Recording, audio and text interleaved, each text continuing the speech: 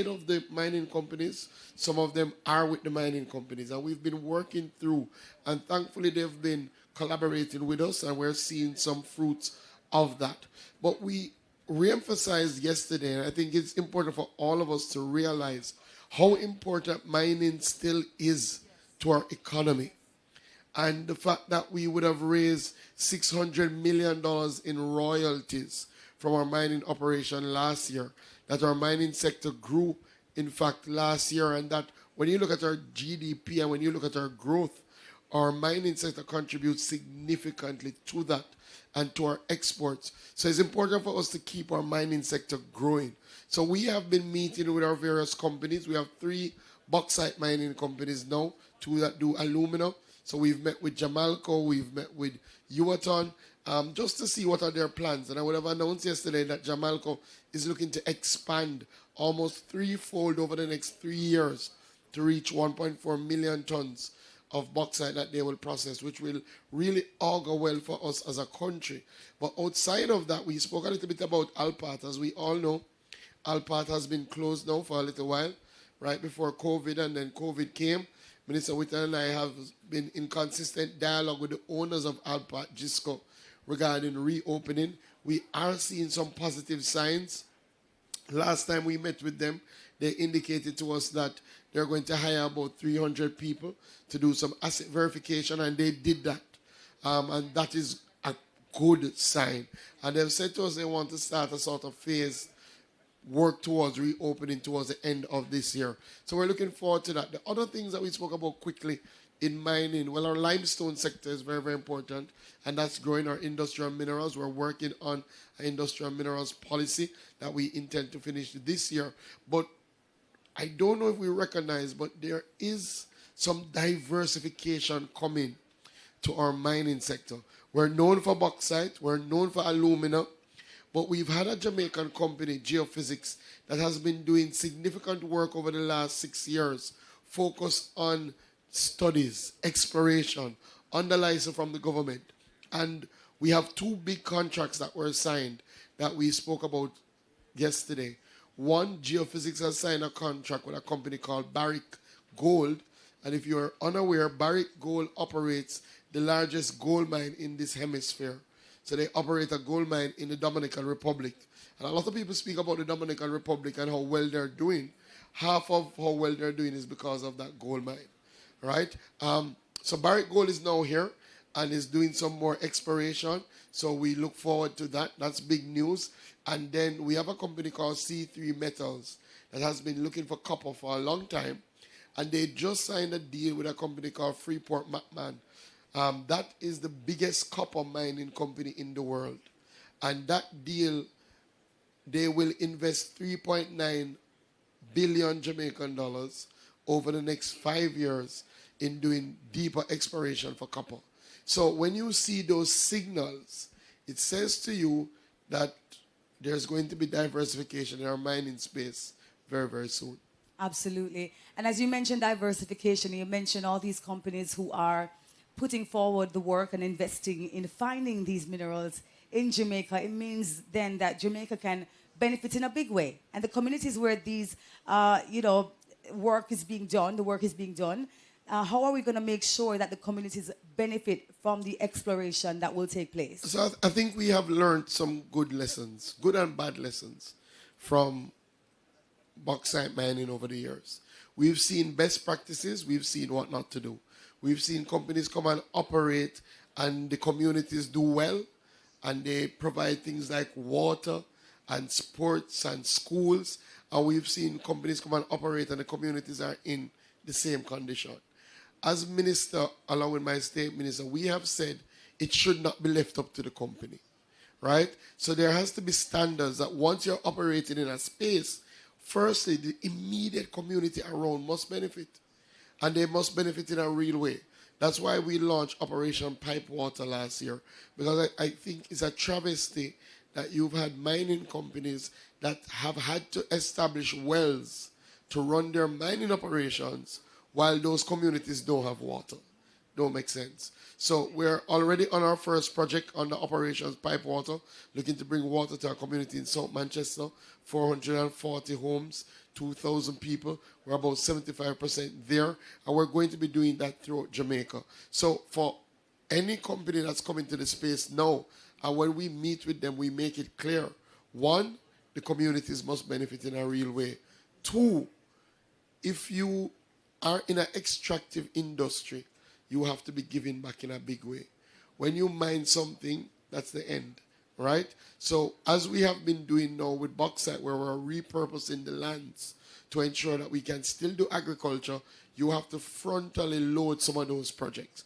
Very, very important. And then three, restoration. For a long time, we kind of skipped around restoration. That we've taken a zero tolerance approach. We will not allow mining companies to proceed to pass the statutory bound time to restore land that they have mined, because at the end of the day, there has to be a balance. The companies have to do well, yes, but the communities have to do better. Absolutely. And are there incentives for young people who are wanting to learn more about mining? Or, we have so many kids in all, different institutions, tertiary institutions. One of the things that we have said to all our mining companies, we had a very good project with Gisco Alpat, where they literally took some youngsters, put them on scholarships, sent them to Russia to learn. And all of those youngsters, even though Gisco closed, all of those youngsters are now gainfully employed throughout the world. And we've said to all our new companies, we want arrangements like that. Already both companies, both Barrick and Freeport, have said they are willing.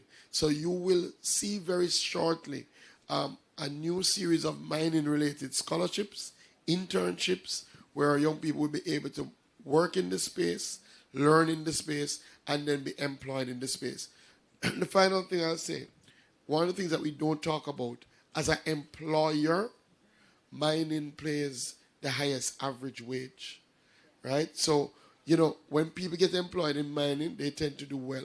And I'm telling you from experience, because my grandfather worked in mining for about, how much years, Frank? Minister with a nose in about 30 years. And it wasn't a high-level position, but he was so well compensated that, I'm going to say none of his wives, but he had a wife and she passed and he remarried. None of his wives worked, and all his 6 children were sent through college, and that's because of mining. So, sometimes we give mining a hard time, and we understand some of the companies don't really operate up to standards, but a lot of families have benefited in a big way. And I can tell you, my family has benefited in a big way from mining. Well, sir, if your story is anything to go by, for the gentlemen who are wondering, what to do to sustain their family or families, mining is the way. Mining is the way. You heard from the minister himself. Minister, we are a couple of days away. June 1 marks the beginning of the hurricane season. And literally June 1 is on Sunday coming. Last year taught us a lot. It brought into focus how prepared we were and the things that we needed to improve on. Can we dive into or bounce back? Because we faced Beryl, and then there was another one, Raphael, shortly afterwards. Yeah, last year was rough, man. Yeah. Last year was rough for every farmer. Exactly. No question. It was one of the most difficult years farmers have faced. We started in drought, right? People don't remember. All of our St. Andrew Hills, all over. We never weren't getting any rain. We were running up and down at the ministry PS, trying to put some money towards drought allocation. And then out of the blue, early in the season, we had our earliest ever hurricane. And then that devastated some of our most productive zones. Clarendon, Manchester, St. Elizabeth. I mean, real disaster. And it was twofold, yes, because it destroyed farms and it destroyed houses. So people had to be looking to build back from both ways. And our greenhouses, we lost over 200 greenhouse structures. That's significant. So that was tough. And then we went out and we started. And when we thought we were coming back, Tropical Storm Raphael came. And what rain Beryl didn't come with, Raphael came with it. Trust me. Beryl give us a little, but the breeze was so strong. The rain never so. But Raphael, and then Raphael stopped. And we had rain every day. We had rain every day in November. I mean, it was non-stop. So it was a tough year. But it also showed two things. We already know that our farmers are the most resilient people in the world, right? They are. And we say it, and listen, I used to, when I just came to the ministry, I used to dread touring after a weather event because it's just so depressing. But to be honest, I still dread it to some degree because you don't want to do it. But when you go out there and you engage the farmers, I don't know how they do it. They're always so positive. Some of them I say, Minister, how you look so? Look better than that, man. Right? I mean, I say, boy, no, but look at this. It's rough. But, they always think about what next, how to get back out there. And one of the things we see after every storm, the farmers put out more. They don't put out less because they're trying to catch it back. What we have learned, and where I think we did very meeting about disaster, because every year a disaster will come. Either drought, either hurricane. So it makes sense we prepare. It makes sense we stockpile. So we were literally able to get out 2 weeks after burial. Literally. 2 weeks after burial, we were in a church, in Flagaman, giving out seeds and saying, boy, we know the house damage, but if you can't go back out there, go back out there. And people went back out there. And we did that throughout. So I think that helped us in relation to our recovery. Clearly, we had to do it again. But based on what we saw and what we've seen, our first quarter results, so this is from January to April, we have our highest production numbers ever for this quarter. Over 220,000 tons of domestic production. Now, when you think about the fact that in June, July last year, we were completely devastated. When you think about November again and how we struggled for Christmas, the fact that our farmers could get back out there and give us now to a stage where in some crops you have glut and people have said too much tomato, too much sweet pepper. When you think about that, we must clap, to be honest, because when I look at it and I looked at how long it took us to get back from Ivan compared to now, we are building some resilience. And it is really a good thing. The last thing I would say, in relation to greenhouses, as we go into the hurricane season, our farmers have to follow the greenhouse protocols that we put out. You have to remove the plastic from your greenhouses in preparing for a storm. No, I'll be honest. The greenhouses in St. Elizabeth, plastic or not, they would not have survived. Right? Because I'm telling you, I've seen where the plastic came off and Beryl take it and twist it up like, we've never seen nothing like that. But definitely when I visited, for example, St. Anne, the greenhouses that survived were the ones that the plastic were taken off. And as the farmer said to me, he started taking off the plastic and he said to himself, what, Cho? It don't make sense to take off all of them, yeah, man, because it's a hurricane now come film way. And then lost everything. So we have to follow the protocol. So we're going to ramp up our disaster communication as we go into the hurricane season. Yes, and for the persons who are not yet registered, and are able to access the things that the ministry has put in place, talk to them and tell them how they need to, the importance of registering and the importance of getting on the database for the ministry. I think more and more people appreciate that you have to register. Yeah. All of us know, especially as members of parliament, we have good farmers who have not registered. But the reality is that unless you register, even when we help you, we get slack for it. Because if we can't say, boy, you're a registered farmer, then you hear some people never get their help. Right? And we have to find a way to track, to monitor, to reach out to you. Very, very important. Additionally, we need more farmers to take up the insurance product that is out there. We worked with GK Insurance. We said to them, let us put a weather insurance in place. And they have brought one that is simple. It's a parametric scheme, and we asked them for a simple one.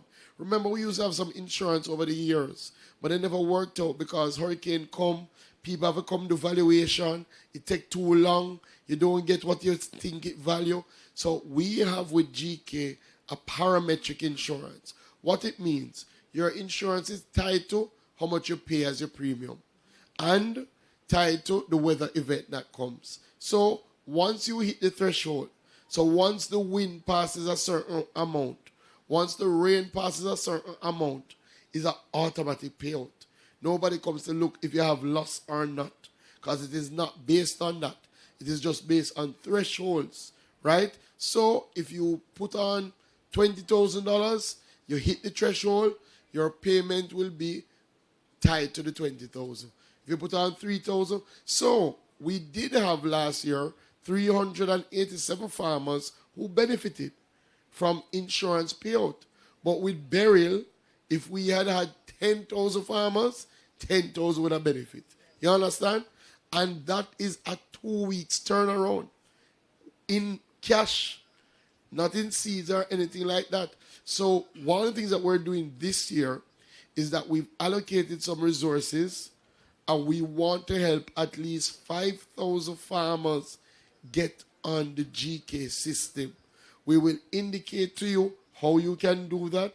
Clearly, it will be more than likely a first come, first serve. We're going to target the areas that we know normally have disasters. So some of them already come to mind, like bog hole. When anytime we have any rain, that vegetable belt have a disaster. So we're going to target some of those areas. The ministry is going to pay your base. So what it means, we will pay for you to sign up. If you want to add on now, and the base is like maybe 3,000, 3,500, but you can then top it up, yes? So that you can get a bigger payout. One farmer got like 300,000. Now imagine if you have a disaster and you know 300,000 check coming back, how quickly you can get back out there. And you know, after a disaster, the man who gets up the quickest is the man who is the richest. No, I'm telling you, because when you get back out when things short, you know how that goes. So you get a good price. Exactly. Just to say, for the persons who are watching us online, thank you so much. But again, you are able to add your questions in the comment section because we will be able to take them. And for those here, if you have questions, just write them down, please. You're going to be able to open the floor soon enough so that you can ask them. Minister, we're talking earlier on, before we started, about the fishery sector and mitigating and getting prepared for the hurricane season. What are we doing for our fishers as we approach the hurricane season? You know, we must celebrate our fishers and we must celebrate the National Fisheries Authority. We did see a high level of compliance for burial, especially in relation to fishers bringing in their boats. It's one of the things that we always worry about. One, them being at sea, clearly is always a big worry, but then them leaving their boats in spaces where they can be damaged. And I remember the day before burial, the Tuesday, I went around my fishing beaches and everybody was on a mad rush to take their boats in, and that helped. We had very little fishing boat damage. We did have some structural damage, which we couldn't have avoided because of the wind, but that was a good thing. I think part of that has to be because of our increased communication. So we now have an active VHF radio system. The fishers can tune into various frequencies that we send out regular weather reports every day. It is not a hurricane thing, right around the clock. In fact, Dr. Bellamy, who is here, has his radio. I'm sure somewhere in his car. He was supposed to give the minister one, but I'll know, right? So we are trying to do a better job of communicating with our officials and to say to them, take heed. So again, I would encourage our officials, ensure that you tune into our various frequencies, get that communication, take heed of the warnings. Clearly, we are out under our fishing beach rehabilitation program, rebuilding some of those structures. We have gotten some good help from the private sector in some areas. JBM, Jamalco, has helped us in that Clarendon area to do some beach cleanup because cleanup was a big thing. Windalco, and very, very important. So we're happy for that. Our beach rehabilitation program now has about 5 beaches presently under construction. We're doing some work in Paji. We're doing some work in Great Bay. Great Bay would have lost their cultural center. We're setting it back up. We're doing some work, priority all over the place. So to our officials, hurricane season is coming. Listen to the notifications and ensure that you come in. Absolutely. You heard it from the minister. Minister, one of the things that is very exciting, or one of the very exciting points coming out of yesterday's presentation was your announcement of the ambition to place an agri-park in every parish. And for some persons, they're saying, you know, is it even possible? Is it even going to happen? But we have made some headways already, Yeah, man. and we To are be doing more. honest, we're not far off. I Yeah. think we maybe are about 10 parishes, 9, 8. We're not far off. All right. What I have recognized is that in every parish you go, you have people are interested in agriculture and are saying, how can we get some land to do agriculture? That becomes a barrier, especially when you go into parishes like Hanover, parishes like St. James, and even Westmoreland, right? So we believe if we work closely with the NLA, if we work closely with the Sugar Company of Jamaica, if we work closely with the NHT, then we can identify government-owned parcels of land that we can turn into agri-parks. And we've been doing that. So in Trelawney, we would have gotten 300 acres from the NHT. In St. Anne, we would have identified old bauxite land through JBM and the Agro-Invest 670 acres, and we're going to have our first ever agri-park in St. Anne. So we're going to do that, and we've set ourselves this target so that we are intentional about it, because we want to ensure that everywhere that somebody wants to do agriculture, we have a space for them. Plus, our agri-parks are critical for our food security. They're supposed to be the base of our production. So if everything goes wrong, you're supposed to have a fallback on. And PS will tell you about our national reserve strategy that we're trying to get. We're moving to developing a strategy to have a food reserve, a food bank, so if anything happens. And based on how the world is running, everybody have to look out for themselves, right? So the truth is, you have to start thinking that if the world shut down again, and I say again, because remember, in our lifetime, we've seen literally our borders close. Nothing in, nothing out. And everybody say, how are we going to eat? So we have to start thinking about these things. So we will get it done, and we will get it done in the time frame. We've said we've given ourselves 5 years to get it done. I think we will beat that time frame, right? But we will get it done. And concerning the persons who actually want a piece of the agri-park, and especially for the young persons who may not feel like they are able to meet the standards for acceptance, I know you had mentioned. Yeah. Yeah. So there are things. So there are agri-parks now, and there's land available right now. So in our Southern Plains agricultural program, we do have about, in total, it would be 790 hectares, put it in acres, about 1,400, 1,500 acres of land. We already have 700 acres down there in Clarendon and Parnassus, and we have Amity and Bridgepen coming up. So for people who are interested, you can apply through the Agro-Invest Corporation. We already said that in all our new agri-parks, we're going to reserve 25% of the land for youth, women, persons with disability. So when everybody apply, you already have a tick to your name to put you ahead of somebody who is not in that category. But listening to some of the young people, they still said to me, and they said it to the Prime Minister, that they're still having challenges qualifying. Because we've had to try and balance, because we've had a history where people lease the land, they come with grand plans, so they go and put in all sorts of crops, and then when you lease them the land for 5, 10 years, they only put in half acre, and the rest of the land goes to waste. And when you're trying to take it back now, it's a bigger problem. So we've put in some requirements to say, if you're going to lease the land, show your business plan, show that you have money in the bank, at least a certain amount to be able to take on the enterprise. Those things are critical. But we do appreciate that some of the young people have challenges. So what we announced yesterday is a new youth agri-park starter program for our young people. And what we will be doing for youth who are looking to come into our new agri-parks, we're going to cut your lease rate in half for the first 2 years of your operation in the agri-park, right? Secondly, the requirement is if you're going to do 5 acres, 10 acres, you have to show us that you have 70% of the money to undertake that investment. We're cutting that for youth to 35%. And additionally, we're going to say for the first year as a young person, we are going to do the land preparation for you free, up to 2 acres, right? And we're going to provide you with the inputs up to 2 acres.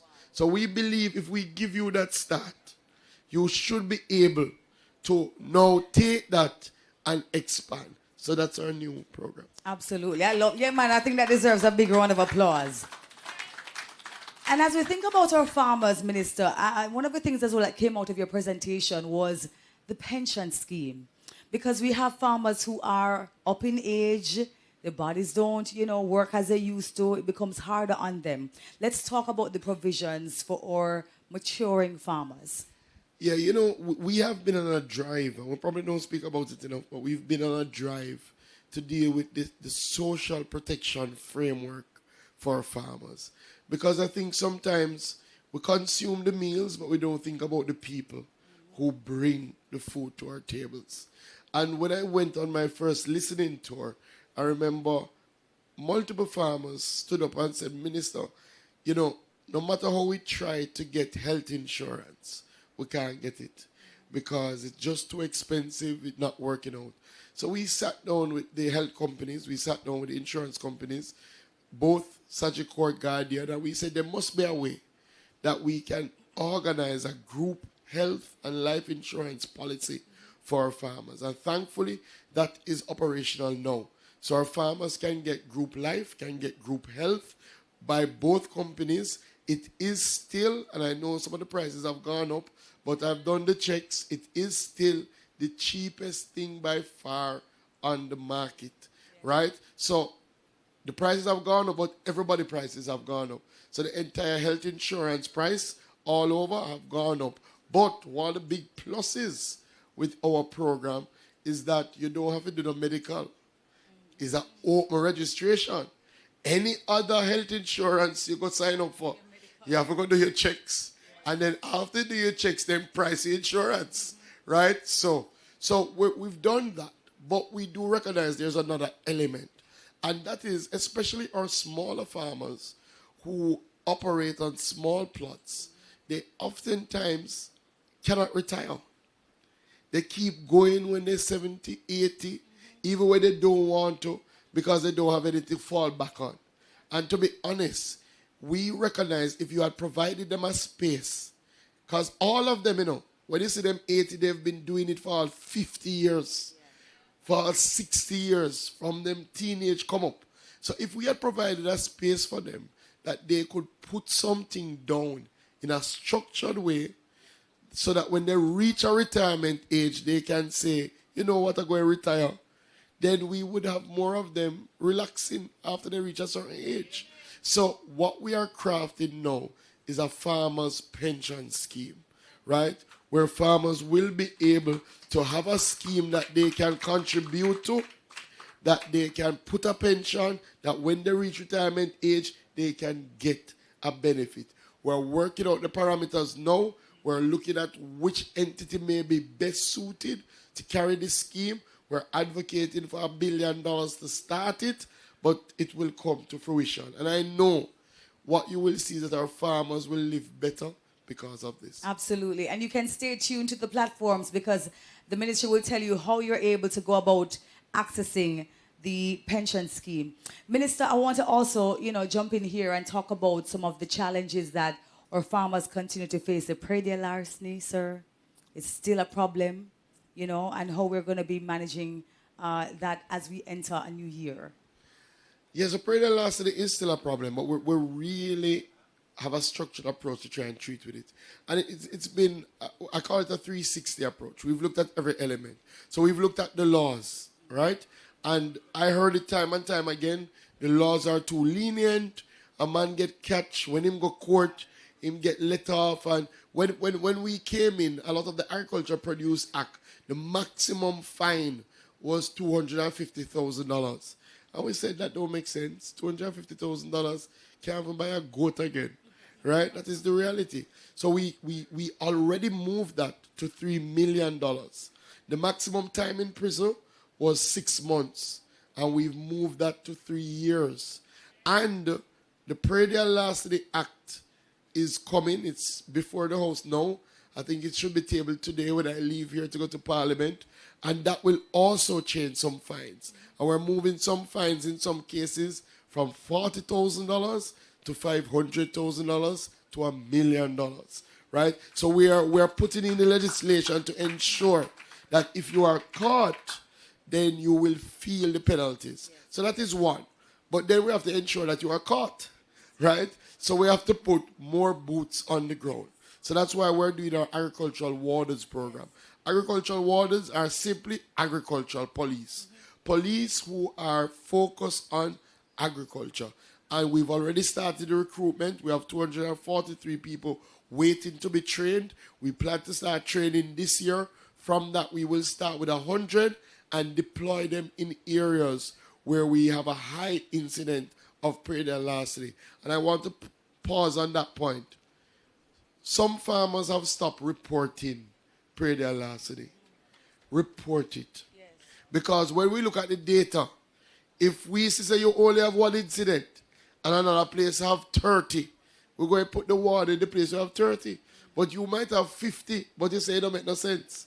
You have to report it. Right? So we're going to put more boots on the ground. Finally, the police are coming on board in a big way. So they now have an agricultural protection branch. So just like how you have a branch that deal with sexual offenses, everybody know about Sissoko.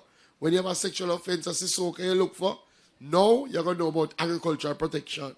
So when you have an agricultural related crime, you will look for that area with predial larceny units, with agricultural wardens, and they're going to be introducing a drones unit that will help with surveillance. And just to say, we are seeing some success.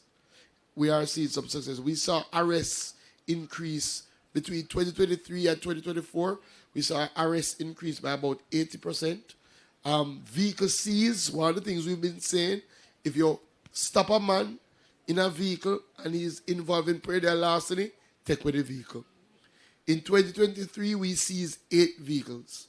Last year, we seized 28 vehicles. So we're moving in the right direction. The other thing we're saying to you farmers, form farmers watch groups. It works.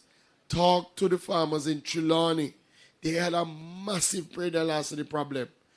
Went in there, and I want to big up his senior or superintendent Pasco, right?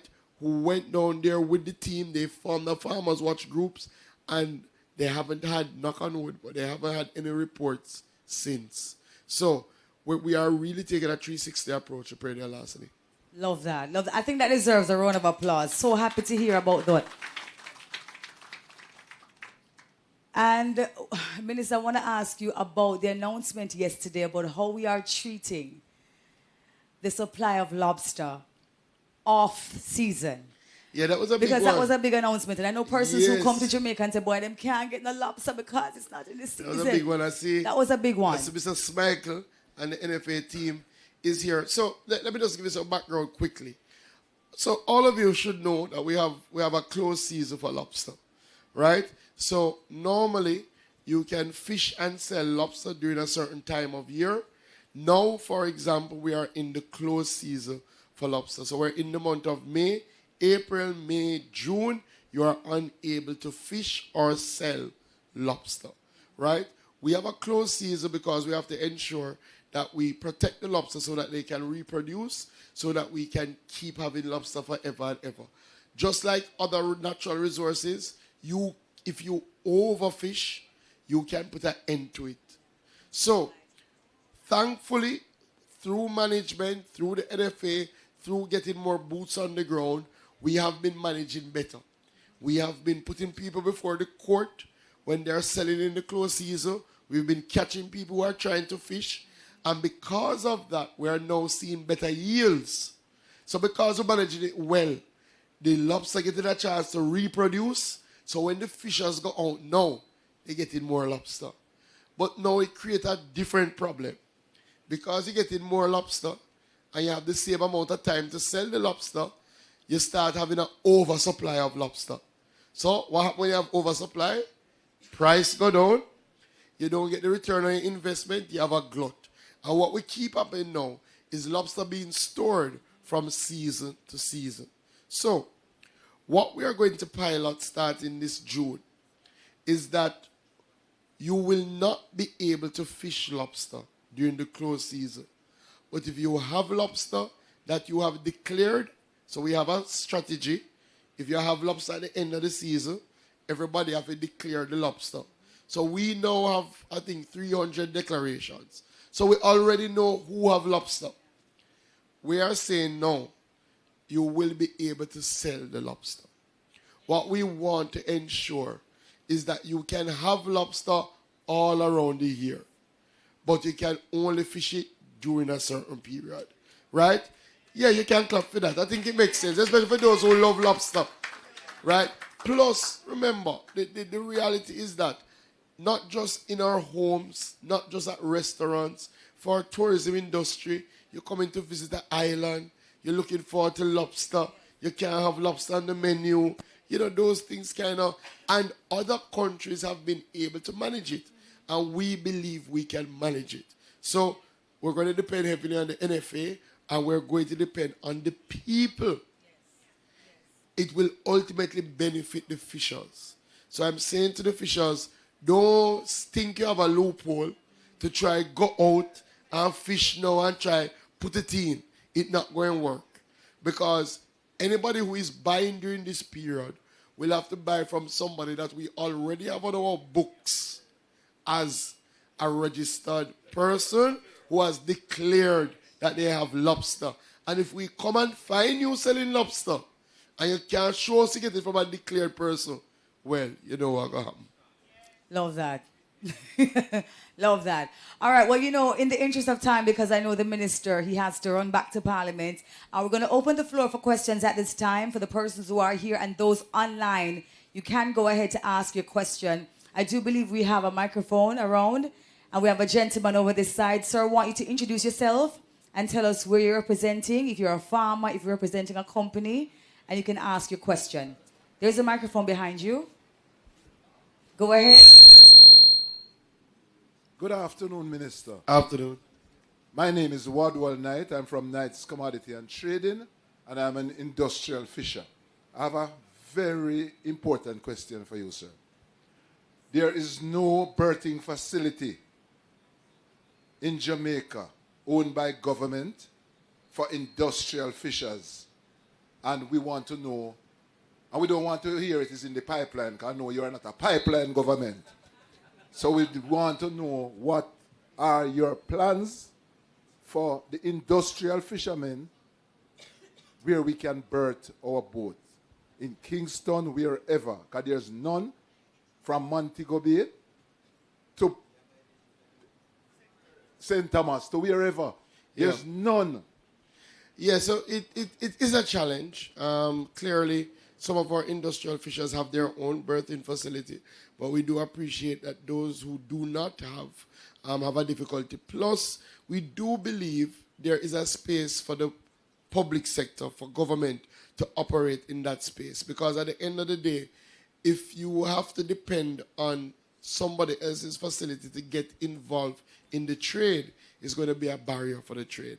So we've identified, I think, 3 or so spots in Kingston that we believe would be ideal. We're doing some costings around it now to see how much it will cost, and then the next step is to take it through our public infrastructure process to get the approval for the financing. So I won't give you a time frame, suffice to say, because then you're going to say it in the pipeline, right? Suffice to say, once we do the costings, I will update the country as to where we are, right?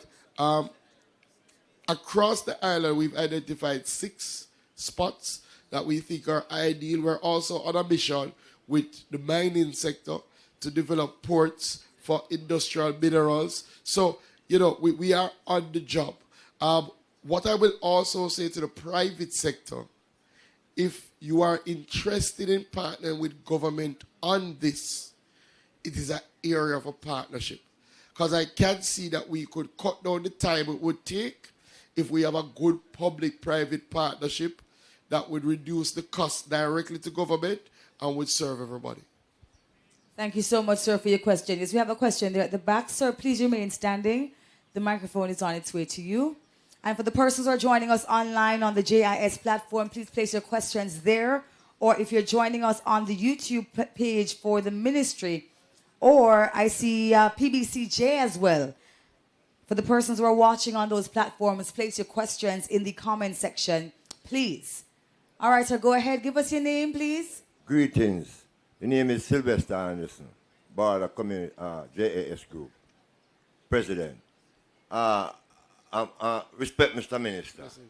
I like the certain areas you're taking in relation to small farmers. Because you see right now, we are reflect back to when COVID come here. And when the people, when the Prime Minister say, you have one day, for example, to go out and buy on a Saturday. A pure small people may say go down at the market downtown and them go meet the small farmer like me, so I have to lobby on behalf of them, sir. So my thing is, I like the idea when you say you're arranging a pension scheme for the small farmers. But I would like you, Mr. Minister, please, to arrange a thing that the RADA members can reach out to the small farmers more attentive, because when the hurricanes gone there, I man get terrible damage, and up until now we don't see no assistance. I love that. All right, we're going to go to one little thing now which might be thought-provoking. The ganja farm. Ganja farmers, small farmers don't really have the money there to really pay up to them things. Who want the government kind of do something, the small farmers get like the benefit out of ganja. You understand what I mean? I would highly appreciate that, Mr. Minister. Thank you very much. I have more questions, but I'm going to pass over them just for the interest. I appreciate Thank that. you so much, sir. Yeah. So a couple of things. One, we're definitely working with RADA to see how they can more effectively reach out to the small farmers. Yeah. And I'm going to come to something with the JS, right? Part of what we realize is that we do have to put, again, some more boots in our extension services, right? So I would have spoken to yesterday that we're going to bring forward assistant extension officers, right? And what we're going to do is do it in two ways. We're going to look for some young people who are interested in agriculture, who have studied agriculture, put them as assistant extension officers so they can get the training, put them in areas where you have a lot of farmers so they can work with those farmers. That is one. That's important. Two, RADA has started something called RADA Connect, where we're looking to pull all of the RADA services and move across area by area, right, to cover Jamaica. So that at least you have a day in your area where you know RADA is there. And you can come out. If you don't sign up, you can sign up. If you want to ask a question, you can ask a question. Three, we have to use some of the technology. So we have a RADA mobile application. Most of our farmers now, on have a smartphone, on download TikTok, you download WhatsApp, you check it every day, you can download the RADA app. Because the RADA app will allow you to, for example, take a picture of your plant and say, me don't like how this look. What is happening? And you send off that picture and a man don't have to come to your farm. He look at him phone and he say, but this look like trips. This is how you must deal with it. You understand? That is something that we have to get done. And we're going to try to get more of you to sign up for that. Additionally, small farmers are facing challenges with the cost of inputs. Fertilizer, chemicals, seeds, right? We're going to be working with the JAS. Because what we realize, we're going to have to get in this space and give some competition in this space. So what we're going to be doing is twofold. We're going to set up some more JAS shops where farmers will be able to go to get inputs at a discounted rate. Because government is going to work with the JAS to find cheaper sources to facilitate them bringing it in so it can be cheaper to the farmers. That makes sense. Additionally, the government has said that we're taking GCT off seeds so that ultimately seeds can be cheaper for our farmers. So we're taking a full approach. We're restructuring RADA as well. So we are really trying to ensure that the small farmers can be more productive. In relation to ganja, we're working on it. I want to say in another few months, right? You know, the GCTT is a process. We've had meetings with the Ministry of Finance. She will have to come to Parliament with a legislation to remove it. We far down the wicket. I won't give you her time frame, but we far down the wicket. And I know, see, one of the seed suppliers asking, because I know it will really augur to the benefit of even the suppliers want it, quite frankly. Ganja. All right, so ganja does not fall under this ministry, right? It's under the Ministry of Industry. Nonetheless, there is a plan to get more small farmers involved. I agree with you wholeheartedly. How the requirements were established, it would be very difficult for a small farmer. So we did do 2 programs, alternative development programs, where we worked with some small farmers to see what is the best model. I know that the Ministry of Industry is almost there. So I expect that in another few months, you will hear a new approach to getting in the small farmers in ganja. I will tell you my belief. That is how we're going to really move the ganja industry forward. So I'm telling you, I work on it. All right. Thank you so much for your question. Thank you so much, Minister, for your response. And just to tell you that the RADA app works. I have it on my phone right here, and trust me, it works. It asks for your RADA ID, and you just put that in. There's a lot of information on here. So if you have YouTube and TikTok and all of these other social media applications on your phone, you can have the RADA application on your phone as a farmer. That's all I'm going to say about that. But really and truly, get the RADA app. It works. It's not just another app that's out there. I want to just bring in quickly, before we take another question on the ground here, somebody online asked a question. I want to just involve them at this time. They're asking about the pork industry in Jamaica, Minister. Kirk Gibbidon, I believe, or Gibson. He's saying that pork is one of the highest consumed meat in Jamaica. Are there any programs aimed at pork farmers and the industry on a whole, he says? Yeah, man. So, you know, part of what we've been doing over the years is trying to build out our pork sector to ensure that we have better genetics so that our pork farmers ultimately do better and to ensure that it has greater structure, right? In fact, we're spending about $500 million now to do a new piggery at Bodles, state-of-the-art piggery that will allow us to do, again, better genetics and that the farmers will be able to get better breeds out there. So we'll be able to distribute in a much more consistent way. So we are focused on our pork industry in a big way. In fact, we want to become a net exporter of pork, right? As it is now, we're self-sufficient in pork, right? But what happens, and I'll be honest, what happens oftentimes, pork is one of those sectors that when the price go up and look good, everybody get a 1 pig and put it in their backyard. And then we have a lot of pork and the demand don't go up. And then the price go down. And then everybody say, you know, we can't bother with this pork here. We come out, we keep going through those cycles. So part of what we want to do is a little bit more structure. Like how we have a well-structured poultry sector where you have contracts, you know who you're supplying, you know if you're looking to the pork for ribs, if you're looking to the pig for ribs or other cuts, bacon and things of that nature. That's what we need to see now in our pork industry. Thank you so much, sir. All right, the question that we have here on the floor, there's a gentleman over this side that had his hand up for some time. Can we have the microphone? Yes, go ahead, sir. What's your name? Good afternoon, everyone. My name is Your Dean. microphone's a little low. Can we ask the tech team to just increase the volume, please? There you go. Go ahead, sir. My name is Dean Jones, and I'm the board chairman for St. Thomas Rather. Minister, what I want to ask is that when are we getting a pool vehicle down there? I was not here for your presentation, so I don't know what was said before. I don't know if I'm speaking out of term. So I'm asking, when are we getting a pool vehicle for the RADA in St. Thomas? And when are we getting another plow tractor? Because the one that we have down there is presently down.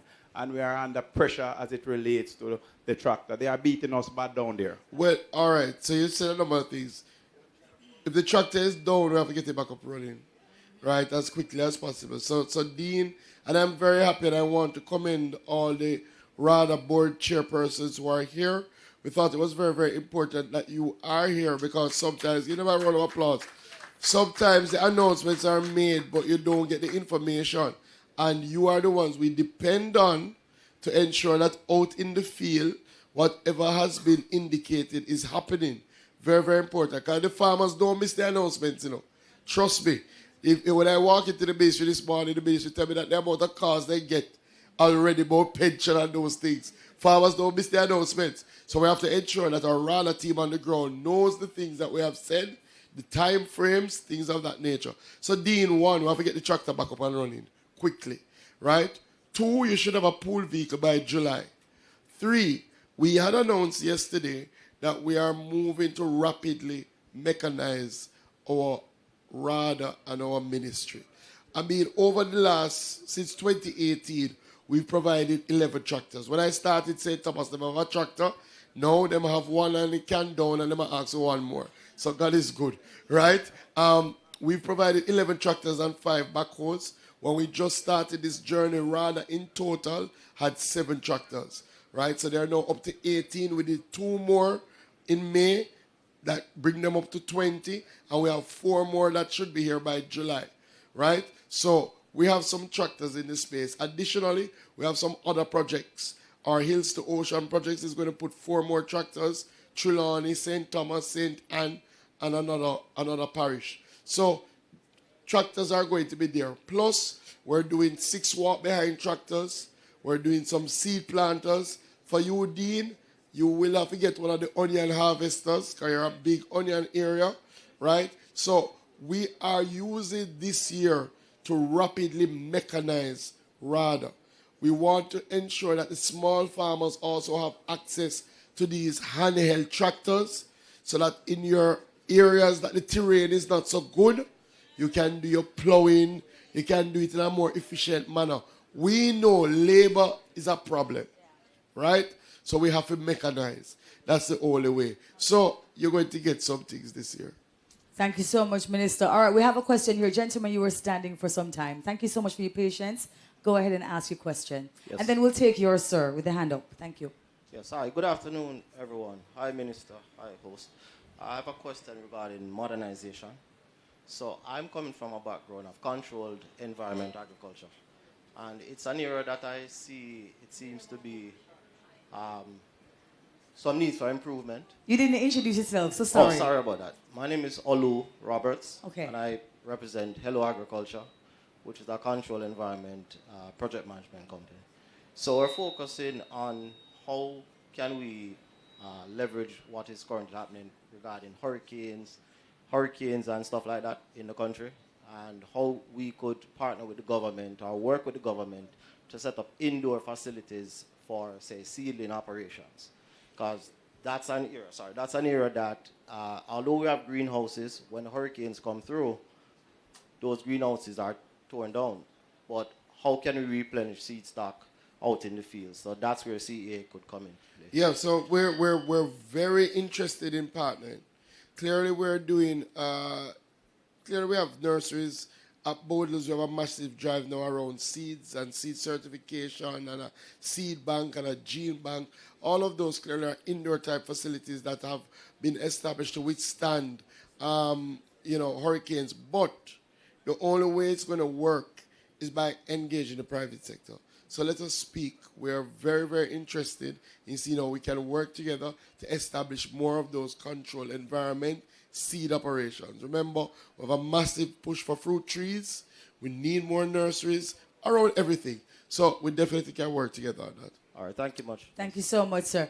The gentleman who had his hand up, sir, I see your hand up as well. I'll take you right afterwards. Go ahead, sir. Your name, tell us where you're from. Good afternoon, everyone. I have a question for the minister. I'm Richard Days, president of the Mount Silas Farmers Group. Just on follow-up, Minister, I realize you'd have emphasized mostly on the south side. For St. Andrew, Kingston and St. Andrew, have you identified any land in this parish where you for the farmers? So that's why I said yesterday, and we started, that we want to have an agro park in each parish. So it was easy to do them on the South Belt because we already had land under our control, right? Under the Ministry of Agriculture's control. So it was easy to do that. Some of the other areas, it hasn't been so easy because you have to identify the land. The direction that we're going is that we are working with the NLA to identify government land that is good for agriculture and say to the NLA, you know what? Give us that land to operate. So in every parish, including St. Andrew, we are on a drive. So sometimes you are the people who know the history of some of these lands. So if you know land in your area that from you know a good until it's a government land and nothing go on there, farmer use it already, send us the information. In St. Anne, we went into an area, what's the name of it? Some hall. The area in St. Anne, AIC, Vivian Scully. What's the area? Harmony Hall. Harmony Hall. Harmony Hall was NLA land, but farmers were occupying it, using it for a long time.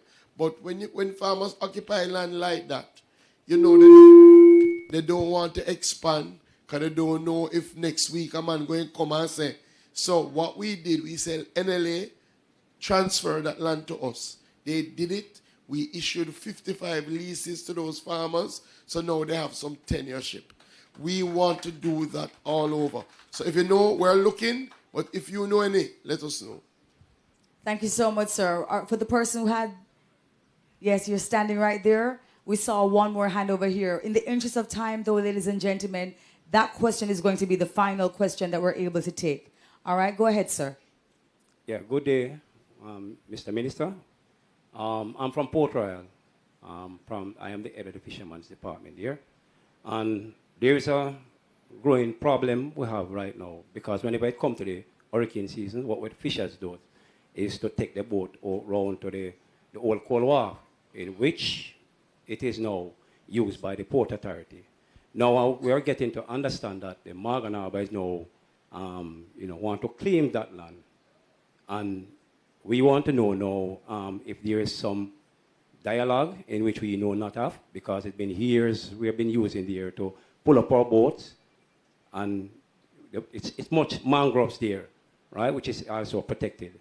So I would like you to, look into it, and see what it is that you can do, because this land is actually land that we have been using for many years, right? That is from in the 70s and early on, I can recall, right? So there was a discussion that was happening, and there was some talk that the Morgan Harbour is saying that the Port Authority had taken a certain land, so they want behind where we actually pull up our boat when it comes to. So I would like you to look into it. Yeah, so thank you. I'm very happy you raised it. The National Fisheries Authority is here. Dr. Bellamy, who is in charge. So we're going to dispatch a team to go and see what's happening. I would also want you to write me about it, right? It is good to put these things in writing so that I can also share what you've raised with the Port Authority, with the Ministry of Economic Growth, right? And it's very, so the quicker the better. So we're not going to wait on your letter. I'm going to ask NFA to go and check on it, but write me about it so I have it on file. Thank you so much, sir, for your question. Thank you, Minister, for your response. The gentleman in the yellow shirt, sir, your time. Can turn on the microphone for him, please. Yeah, my name is Devon Malcolm. I'm representing Half Moon Bay Fisherman Co-op. I'm the chairman. I'm asking about insurance for boat. If there is any plan to have insurance for boat, and if we have possible insurance for pot, like when Hurricane Burrell come and some of the pot. Also about the agri-parks. You have any plans to lease agri-park to cooperative? If cooperative can be a part of the agri-parks? So to your last question, yes, definitely. We have leased lands in AgroPark to cooperative structures. In fact, we actually like that because, it's more than one. And you have a structure, you have a president, and if one farmer now pull their weight, you know how to deal with that. And so to be honest, absolutely, right? We are very interested in that, so you can reach out to us. I'm so happy you asked about the insurance because we really worked hard to get Advantage General to do an insurance for fishermen boats, engine, and that is there now. But the take-up has been very low.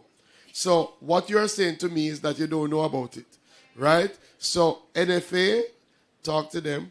We're going to talk to Advantage General and reach out to all of the fishermen cooperatives. Sean is here as well, right? We have an insurance product now that you can access now that can insure your boat, can insure your engine. I don't think they've reached pot yet, but I'll talk to them about it. Because, listen, almost anything is insurable, right? It's just costs, right? But the boat and engine can happen now, right? And they insure the engine even from theft, not just weather damage, right? So it's a good policy. So we'll talk about it. All right, thank you so much. I believe that brings us to the end of the Q&A. Put your hands together, please, for everybody who chose to ask the minister a question. Because sometimes you sit down with the concerns, we don't want to ask the minister, right? Miss, you have something to say? No, I saw one of my board. No. I was going, but if you start it, now go stop. Yeah, continue the way I do, because we have to go parliament. Don't talk to me regular. You are Sean, can I sit down? Don't talk to me. I see you last week, I miss Sean live up a constituency. So catch him another time for us, please. There's a lady whose hand is up, and I'm going to give her preference. Go ahead, my darling. Last question. Jamaicans always say the last question. Yeah, but hear what? We're streaming to an audience who want to hear you. So we will have to get a microphone to you quickly, please. Because trust me, the online audience, they are very much involved and engaging. Good afternoon, everyone. It seems I'm the only lady that is going to ask a question. I'm Faith Riley from Gibson Heights Farmers Group. Minister, you must know me by now, Angie. Anyhow, sir, we having problems. We need help where our bees is concerned. Because of the storm the other day, we lost everything. And most of us there, we do other farming, catch crop, whatever it is. And also we do bee farming. At the same time, we do bee farming. Also here we have the president for Greenville Group. She has lost all her bee. So what can you do for us as bee farmers? Not only that, for the longest time I've been thinking about exchange program where bee farming is concerned. You ever thought of that? That's a good idea. It's a good idea. Yeah, bee exchange program to other Caribbean countries. It's a good idea. Okay. So, thank you, all right. Faith. I'm so happy you asked because there was a whole section in the speech on apiculture that I never got a chance to go through because of time. We're going to be placing a lot of focus on apiculture this year. So yes, we will help you get back some boxes, right, automatically, so you can give us your information. Well, everybody know you're Angie, but still, give us your information so that we can put you on the list. We need to build back our bee population. Yes. Remember, bees are critical for our ecosystem. Yeah. We take it for granted. But remember, bees are the pollinators, right? You need them. So we're going to help you in terms of we're going to give you some boxes. We're also going to be working with schools because we want more schools to be teaching apiculture. We're also going to be helping you with some supplements. In fact, we've found some pollen supplements. We've found some sugar supplements. So we have a little package worked out for bee farmers, right? What I would say to you as well, both of you, write to me on behalf of your group. Okay. We like working with groups, right? So that we can say, identify some people, we start with them, and then we can keep it moving. So we have a whole, we've put aside some money this year for our bee farmers. We've done a lot of work on our apiculture laboratory at Bodles. We have a good apiculture program. I like the exchange. I like exchanges in general. So it's something that we can look on PS and see where would make sense. But we're going to be working with you. All right? Yeah, Thank you so much, Ms. Faye. Thank you for your question. That brings us to the end of it. And can you give our Honorable Minister a round of applause, please?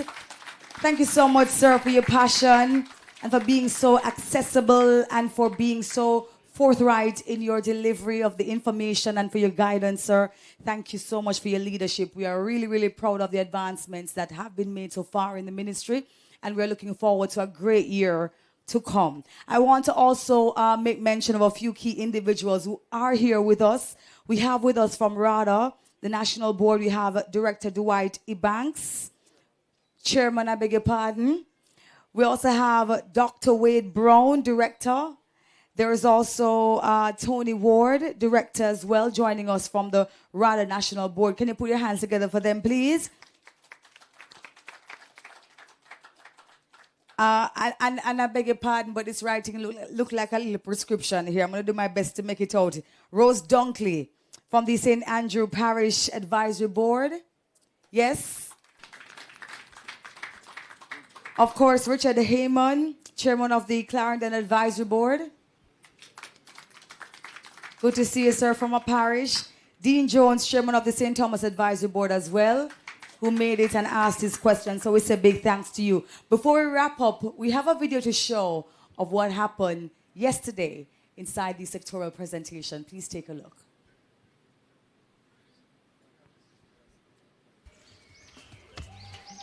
It don't take in the agriculture minister and the parliament? Well, I never tune in, you know. Because I don't feel like nothing that will benefit me. Well, me can tell you, agriculture come a long way. Me here say it might take the next step to mechanize the sector. $60 million, them are invest in a drone we can spray, help with surveillance and the seeding. Plus, we are about to get more planters, tractors, plow, and the list goes on. Me feel good because something in the presentation for me. You can say that again. I'm a student of the College of Agriculture, Science and Education, and it's been challenging to secure a job in the sector immediately after college because of experience requirements and other factors. However, Minister Green has introduced the Graduate Recruitment, Internship and Training Program that will place case graduates in positions at government and corporate entities within the sector for 1 year. As for me, I feel encouraged because something in that presentation spoke directly to me. You did a listen for the minister talk about livestock and he never disappoint. 150 million towards imported hybrid animal. Boots up the economy. Plus the ministry I give it training. So a man can't say him no know how to do it. Boy, I'm glad something in our presentation for me, you know. And remember, agriculture is for everybody. I live in Kingston, but I still want to make the most of a little space I have. So I was happy to hear that the minister is expanding the backyard gardening program and will be giving away vertical gardening kits. We have to grow what we eat. I'm happy that there was something in the presentation for backyard farmers like me. And me not lie, him no leave out the fishers then. We are going to be the new aquaculture center. Fishers gonna lead. Of course, something that is sectoral for we. And I speak on behalf of all consumers, especially lobster lovers like myself. The minister said they're lifting the restriction on the consumption, buying and selling of lobster, even in the closed season. So although the season is closed, if the lobster was caught, that means we can have lobster to eat all year round. Sound like something was in the sectoral debate for me. Well, alright. You're never too old to learn. It sounds like something like sectorial for everybody. Indeed, there was something in it for everybody. Everybody. Minister, I cannot wrap up and not talk about the JAIF.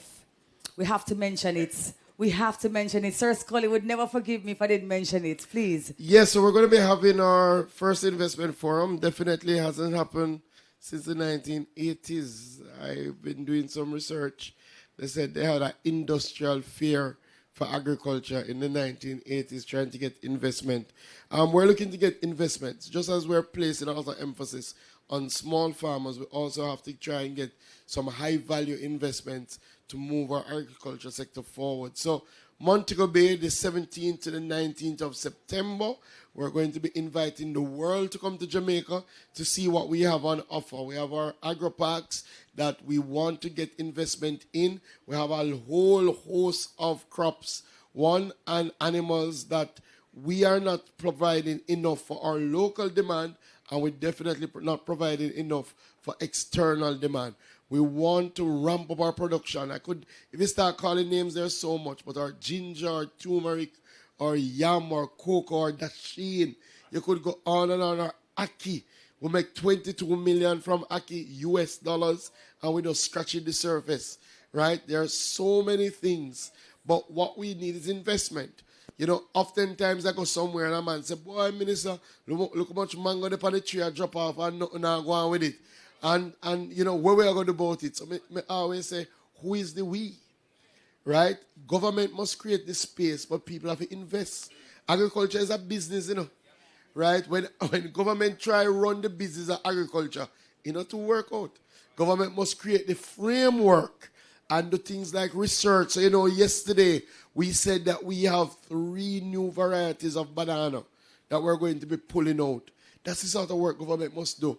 Get researcher, look at the changing climate, look at the new pests, find a variety that can deal with that. And then say, now that we have this variety, like how we brought in the MD2 pineapple, now we have this variety, we need investors to plant it out so that we can make the money from agriculture. So we want to focus a lot of our work on research, development, helping the small farmers who require more help, but we need some medium to big investors to move agriculture forward. So we have an investment forum. The website is open. You can go online and you can register and come and join us in Montego Bay. Absolutely, absolutely. Thank you so much, Minister. Thank you for everybody who is here. Minister, you know, I want to wrap up, you know, but there's a little... Yeah, Minister has to wrap up. Minister has to go. I want to say thanks again to the Honorable Minister for being here. Thanks to our State Minister, the Honorable Franklin Witter. Thanks to our Permanent Secretary, Mr. Dermot Spence, the heads of agencies, CTDs, and all the members, all the industry stakeholders, all the members of the team at the ministry. Thanks to PBCJ, JIS, all the members of the media who ensure that this forum, this dialogue, this talk show went far and wide. Thank you all for being here, and thank you so much for watching. And please, guys, continue to choose Jamaica. Continue to choose our industry. Thank you so much.